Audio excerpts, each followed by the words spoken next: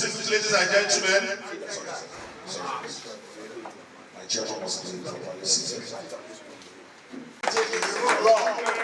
The rock of Kogi.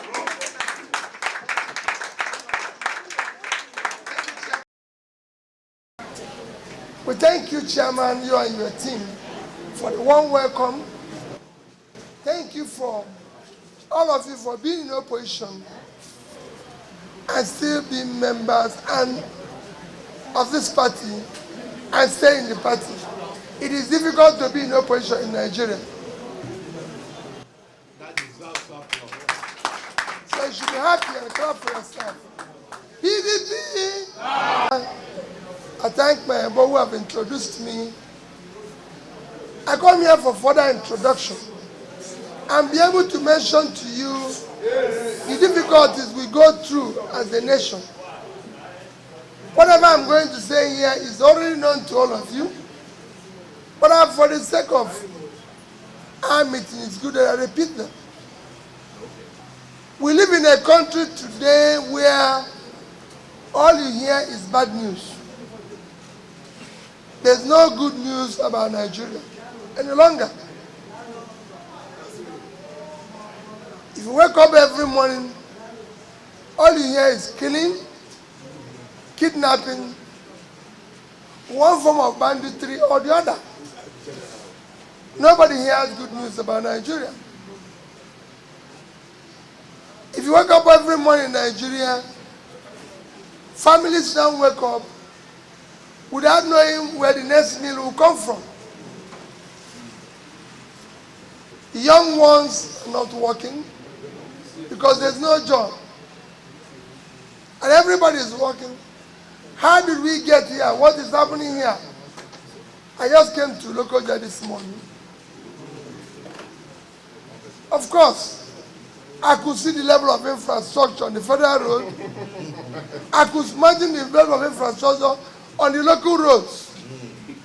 And I wonder, how did these people get here? So you could see there's nothing to celebrate anywhere in our country any longer. The question is, how did we get here? What you're seeing is cumulative effect of leadership failure over the years. Over the years, rather than Nigeria getting better, it is getting worse. And we've reached a difficult stage. Today in your country, there's over 100 million people living in poverty. No other country on earth has that number of people living in poverty. No other country, except Nigeria. Not even the big ones like China or India or this. In fact, we have more people living in poverty than when you even combine them. Our unemployment is one of the highest. It's actually the highest when you put the numbers. Because South Africa, that is rated as being higher than us, have lesser population. Because while they have about 40% unemployment, when combined with underemployment, it is about 60% in South Africa. But imagine that South Africa is a country with about 60 million population. If they have 36 million unemployment and unemployment, that means their number is just about 36 million for under and unemployment. We're using the overall population. But if you use the population of people who are supposed to be working in South Africa, you'll find out 60% of your population is supposed to be working. And if they have 60% unemployment, it should actually be just about 20 million. But in Nigeria, you have a similar situation, but because you have 200 million population, people who are supposed to be working is 120 million. And today, the number of people working is just about 40 million. So you have almost 80 million people who are supposed to be productive that are not productive. And what is worse, the number that is higher in this population are the young ones. So you have your young ones in their productive age doing nothing. So you must look at it. Our drug prevalence is very high. The average is 5.8%, ours is 14%. In all this, I'm telling you all this bad news, out of school children of over 15 million, in all this, we don't even have the resources. We're not borrowing money, Chairman, every day. To the extent that we now use over 90% of our revenue to service debts. And we are borrowing more. Your country is now has a debt situation that is very difficult to manage. When Obasanjo left government, he cleared all the debts owed in dollars, leaving only about $2 billion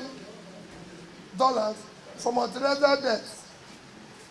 The total debt when Obasanjo left office was $3 trillion. Today, your country is owing $58 trillion. From 3 to 58. And when you ask what did they use this debt to do, they will tell you it is for capital projects. Where is the capital project?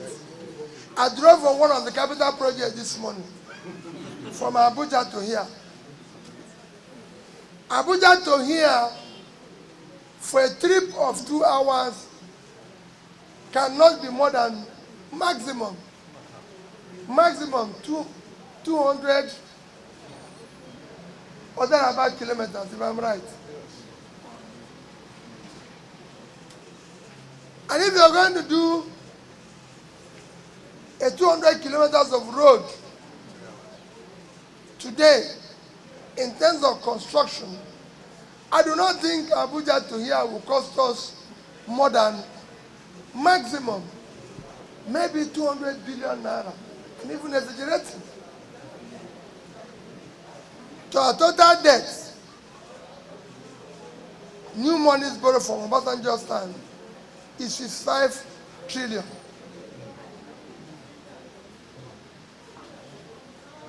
%10 of 55 trillion is 5.5 trillion. 1% is 550 billion. 0.01% is 5 billion. So if you decide to reconstruct this road and make it better, you don't need more than 2% of the amount of our debt. Are you saying that Abuja to Kogi should not earn 2% of this debt we're talking, if it's actually meant for, considering the importance of Kogi to Nigeria in terms of revamping our Jakarta scale, in terms of agriculture? So it was consumed. It was never used for capital project. The consequence is why we're paying huge debt in servicing it today. Chairman, last year, first 5 months of last year, we earned 1,847 billion naira as revenue. We used 1,802 to service debts, not repayment, 98%. And the situation is worsening. The reason is that the money you borrowed was not invested. When you borrow money for consumption, you are in trouble. That's why Nigeria is in trouble, because he borrowed for consumption, not for investment. Every nation of the world that have invested money, it was better. Today, because of insecurity, Nigerians can't go to farm.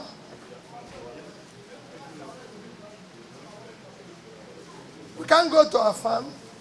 The government can no longer support production of anything.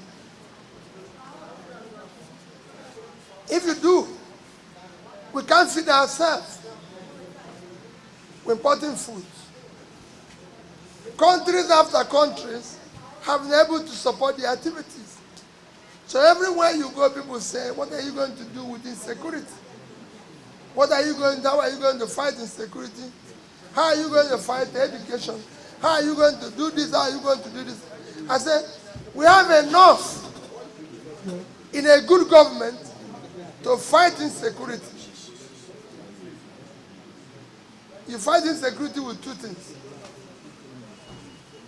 Number one is that there's a content what you call natural security. Natural security is that people must have a means of livelihood. You must pull people out of poverty. They must be doing something. If somebody doesn't know where the next meal will come from, it is a crisis. So they must have a means of livelihood. That is how it works. They must have a means of livelihood. You must have, and I'm talking about the younger ones. Today, parents pay their children's school fees. When they finish, their children are home and they're feeding them. These young ones must have a job. We must give them a job. We must provide them with jobs. They are the engine of growth of the nation. So we must support them. People can say, what are we going to do in Kogi? Look at Kogi. Look at the banks of the Niger. We're importing rice. This country is importing rice. With what I saw this morning, Vietnam, as a country, was one of the biggest rice importers. Vietnam took a decision. We are no longer going to import rice. We are going to cultivate rice. Today, Vietnam is one of the biggest rice exporters. In April, just last month, Vietnam exported rice of more than $300 million. $300 million today is about 170 billion naira, which is more than the budget of Kogi State. We have this. And all the young people in Vietnam are working in the rice field. If you're going to Vietnam now, your plane is landing, you would think you're going to land in the rice field. Because here and here, are rice mills all over the place. Nigeria built a facility here that would have been the engine of turnaround of technology and technical things in Nigeria, at Jokuta Steel. Where is it today? Shagari and his father Kwame, they sacrificed to build it. It was planned to be one of the engines of revolution that will turn around the country. It is running comatose. Successive governments have told us they will resuscitate it. It's all grammar. Nobody. That facility alone, functional, with other surrounding small facilities, can contribute a lot to Kogi in terms of employment, in terms of revenue, in terms of everything. What is that? You live virtually in banks of cement all over the place. I can go on and on. So this is a state that ordinarily should be part of the engine of growth of Nigeria. You stay, one of the best things that happens to a business is when you stay on what you call roots. Kogi is a market because it's a drive-through. But with insecurity, nobody even wants to stop. Nobody's even sure what to do. So I can go on and tell you what things are. All this is happening Because we don't have a purposeful government that can say we are going to resuscitate this facility and go about the monies we've borrowed. If we find a good partner and support them with a little amount of money, they will resuscitate there. But we borrowed it for consumption. I was in Bauchi 2 days ago, and I went to the tomb of Tafa Balewa to pray. And I told people, when I look at the sacrifice they did in the 60s, him and the leaders of Nigeria then, look at the sacrifice, even up to Shagari and the Kwemedi. And look at what is happening to us today. Ask myself, how did we get here? Under Tafa Balewa, Nigeria borrowed the first loan, $82 million to build Kainji Dam. It was documented. It was written. He said, I'm borrowing this money in order to build a facility to generate 760 megawatts of electricity to spur industrial growth in my country, economic growth in my country. Imagine if Nigeria had been borrowing since then and investing it properly in power. Today, your country, a country of 200 million people, is generating only 4,000 megawatts of electricity. When Tafa Balewa built what will generate about 1,058 years ago. So what you're saying that from that 58 years ago to today, the only increase we have been able to do is about 3,000. And we are giant of Africa. #1 country in Africa with 200 million people. #2 country in Africa, 60 million in South Africa. They are generating 54,000 megawatts. We are generating, so they are generating 50,000 more than we are generating. #3 biggest country in Africa is Egypt, 100 million. They are generating 55,000. In fact, Egypt only added from 2015 to 2021, it doubled its own 127, added another 28 to bring it to 50-something. With investing less than 10% of the money we borrowed within this period, because we borrowed about 100 billion now, they invested only $10 billion to double that. You are a giant of Africa. Because we are doing what? Consumption. The only thing you hear here in this country is sharing formula. Nobody have ever talked about production formula. It is sharing. Everybody wants to share. And what are we sharing?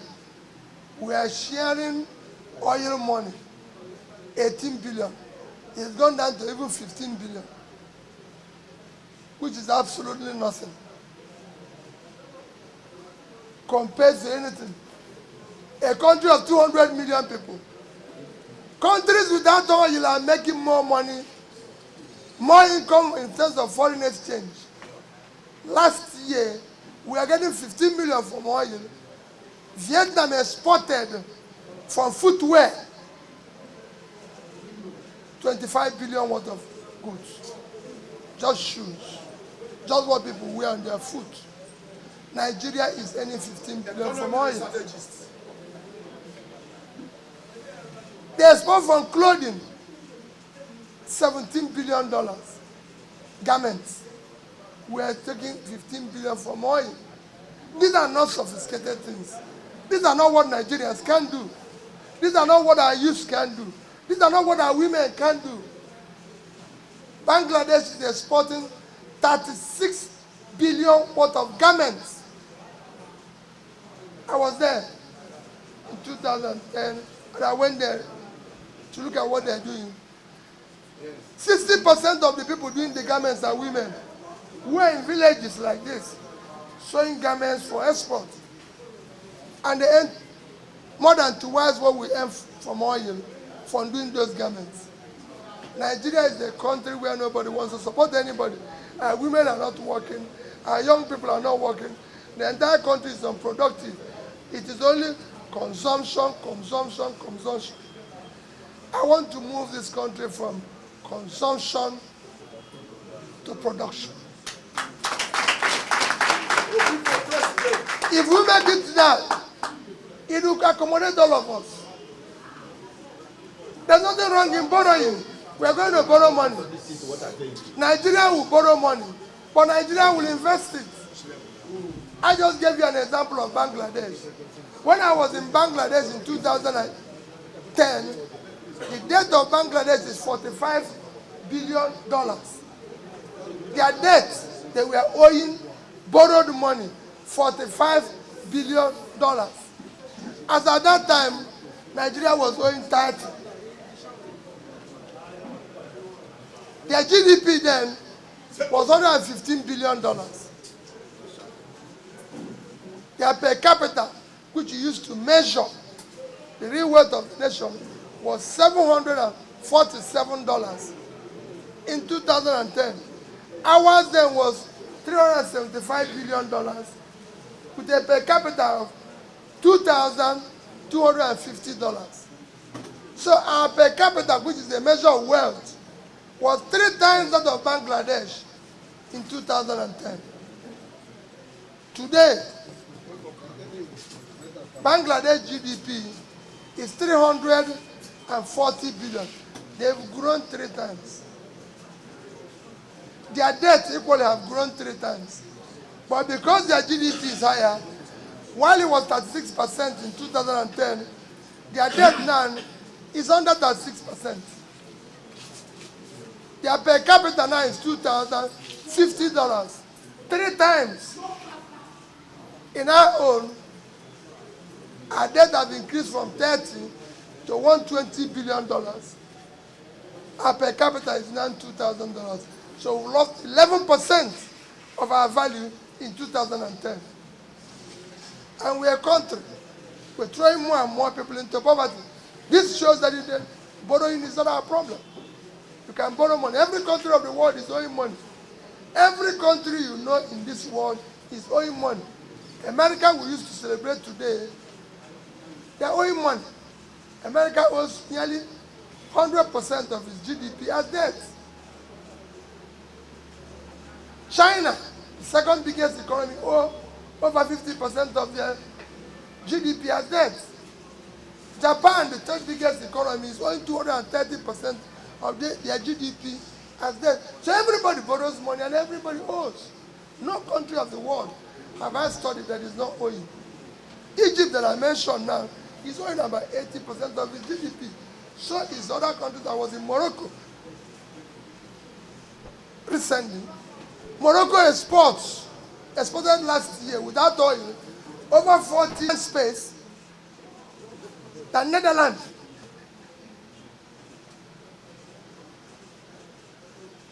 They can't feed themselves. They can't feed Nigeria. They don't have anything for export. Netherlands has only 33,000 square kilometers of land minus water. And last year they did export of 120 billion worth of agricultural goods. Nigeria is unproductive. I was in Taraba yesterday, and I showed them that just not far away from us, in Kenya, that Kenya did export of flour of nearly $500 million. Young people that pick flour are paid $100, which is 60,000 naira. A minimum wage is 30. So they earn twice for picking flour. I showed them what we did Ethiopia. This is a third world country. Ethiopia earned last year from export of coffee $905 million. Taraba can grow coffee. They're not growing coffee. I told them in tea, they can grow tea. Taraba and Plateau can grow tea. Sierra Leone can earn $1.4 billion from growing tea. So you could see how nations and nations all over the place are making money from things that are available for us to free. We are not doing it. The only thing we are doing is sharing, consumption, no production, no productivity, nobody cares. My dear delegates, I'm only here to plead with you. Nigeria is at a turning point. Anarchy consumes everybody. The two major yardsticks of a fair state is when you are no longer in control of your territory. We are no longer in control of our territory. Today, it is difficult to travel around Nigeria. It is difficult to move around in the north. All you hear about Kogi is bad news.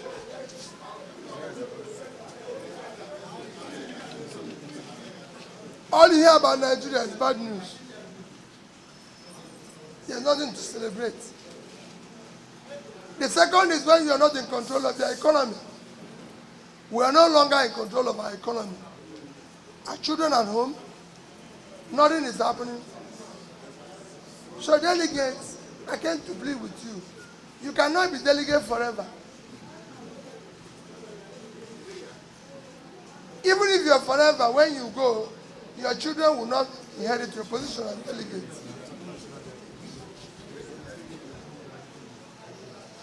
I was once a governor. I told you about how I govern. We can no longer continue the way we are going. Our level of consumption, our level of rascality is unacceptable. We are going to cut the cost of governance. We are going to make things work. So delegates, I'm pleading with you. You will be part of changing this country. People are going to come and give you a lot of money. Please take it because you need money now. Everybody needs money. Now, it's difficult. So if anybody comes and gives you money, take it. It's probably your money. They didn't print any money. So whenever anybody comes, listen to the person.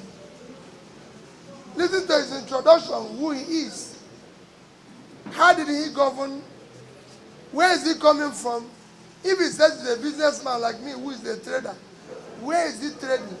What is he trading? Can we verify?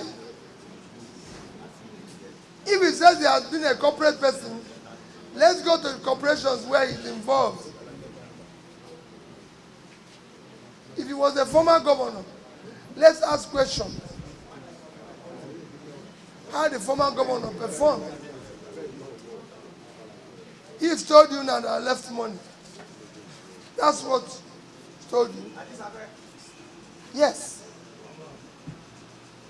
When I left office, I was governor of Anambra State from 2006 to 2014. And the day I left, as I invited you people now, is where I invited everybody in Anambra State, all our traditional rulers, all our representatives of our communities. And I told them that I'm going today. When I came, I met 35 billion gratuities. Nobody is being owed gratuity the day I left office. Nobody was owed pension. Nobody was owed salary. And we were not owing any contract or any supplier. Pension and gratuity, I was more particular. And I say it every day. It is criminal to owe old people when they are in their difficult age and they have less opportunity. So they must be paid the entitlement. I went beyond paying those who are entitled. You can go and ask in Anambra State. Everybody that was over 70 years in the village, I was paying them 5,000 naira as governor. I was paying coppers, additional 4,000. It's recorded, is that? Also for our support, schools were resuscitated, they were functional, they were working. And on the day I left, I still invited MDs of 3 banks, Access, Diamond, and Fidelity Bank. There are banks in Nigeria.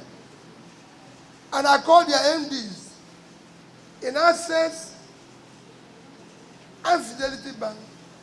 Anyone I called, the MD stood up. In Access, Anambra State had $50 million, 12 billion naira. In Diamond Bank, we had $50 million, because we were saving in dollars and naira, 12 billion naira. And in Fidelity, we had $56 million, 12 billion naira. Now was what came to 75 billion, and we handed it over to the incoming person. And left. Since I left Anambra State, Anambra has not bought me pure water. Because I said I cancelled them. There's no gratuity, there's no pension, nothing for the governor. If you finish, you go home. And that has been the case.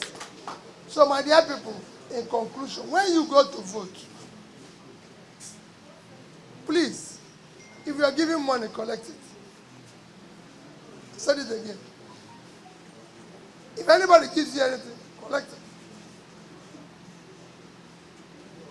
But when you cast your vote,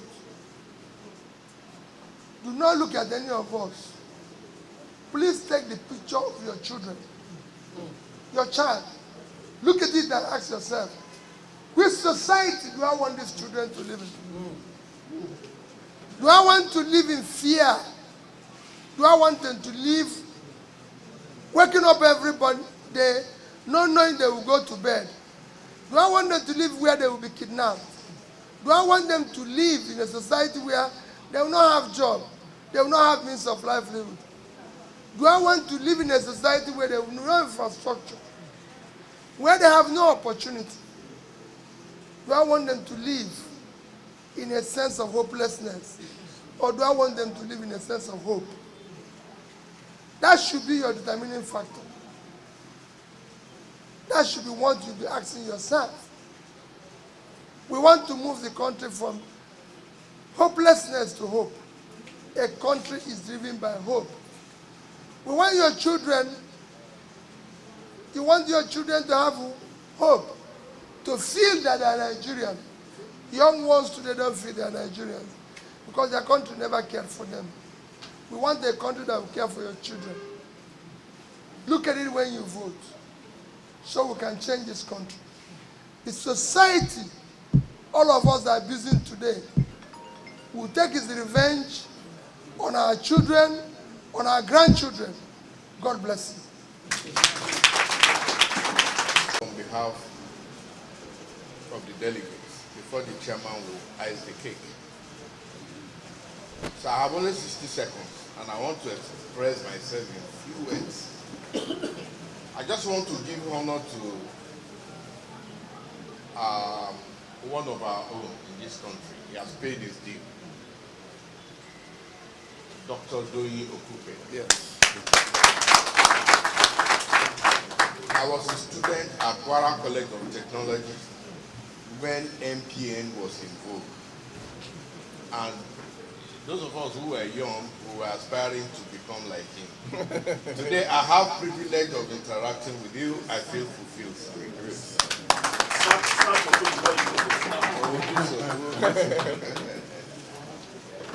If we talk about him, we take the whole day. For those of us who witnessed the MPN then, we know what he meant to that party. Having said that, Chairman, sir, I had the privilege, the chairman invited me to join him to welcome His Excellency Peter Obi. Immediately, he arrived.